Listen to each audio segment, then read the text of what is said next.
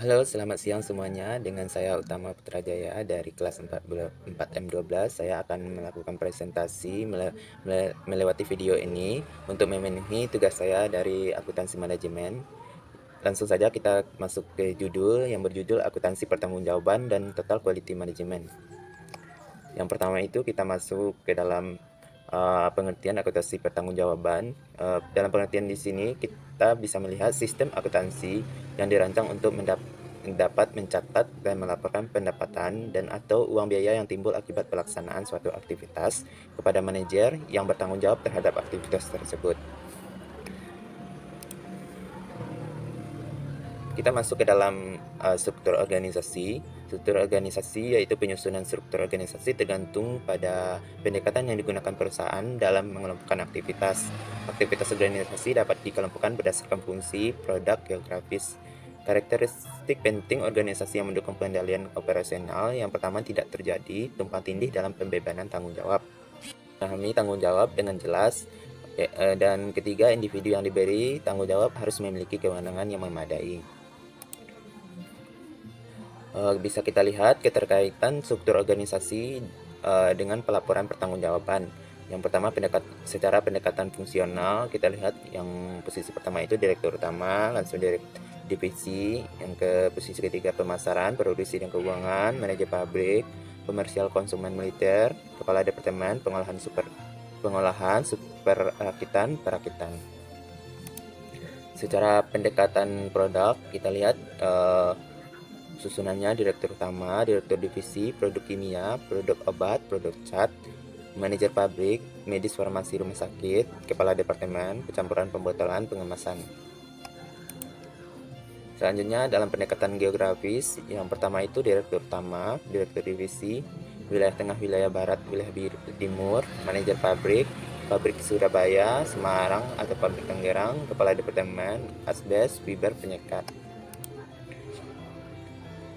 Kita lihat dalam laporan pertanggungjawaban memiliki dua tujuan utama. Yang pertama, memotivasi individu mencapai kinerja yang tinggi dengan melaporkan efisiensi kepada manajer pusat pertanggungjawaban dan atasannya. Yang kedua, memberi informasi yang dapat membantu manajer pusat pertanggungjawaban untuk mengidentifikasi inefisiensi sehingga mereka dapat mengendalikan biaya menjadi lebih efisien.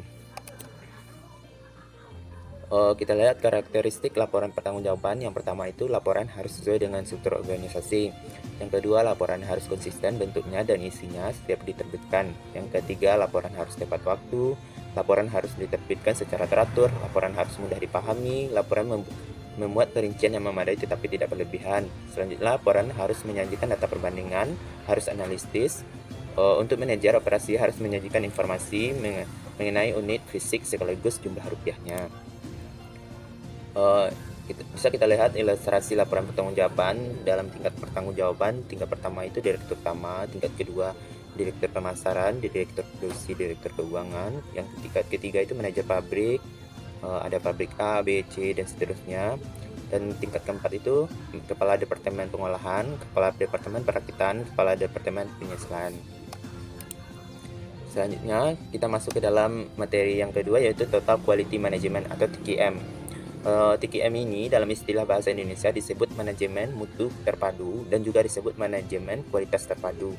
Hampir beberapa dekade yang lalu, istilah TQM telah tumbuh dan berkembang. Semula ide TQM muncul pertama kali di Amerika Serikat, tetapi kemudian diorganisasikan dan dilaksanakan di beberapa perusahaan Jepang.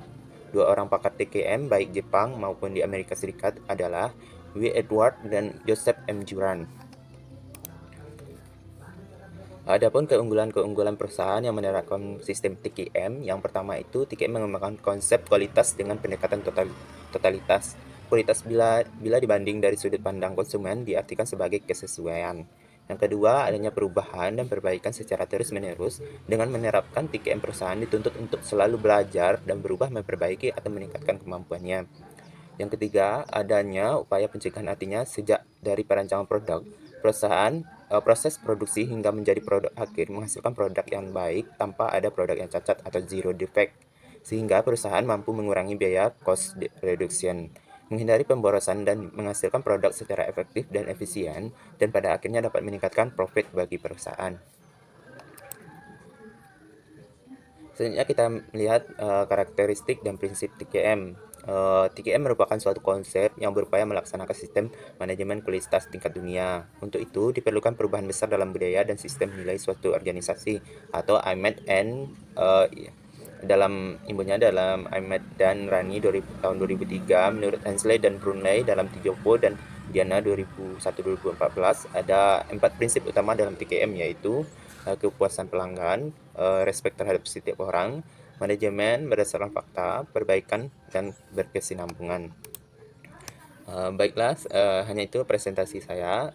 Saya akhiri. Terima kasih. Assalamualaikum warahmatullahi wabarakatuh. Selamat siang.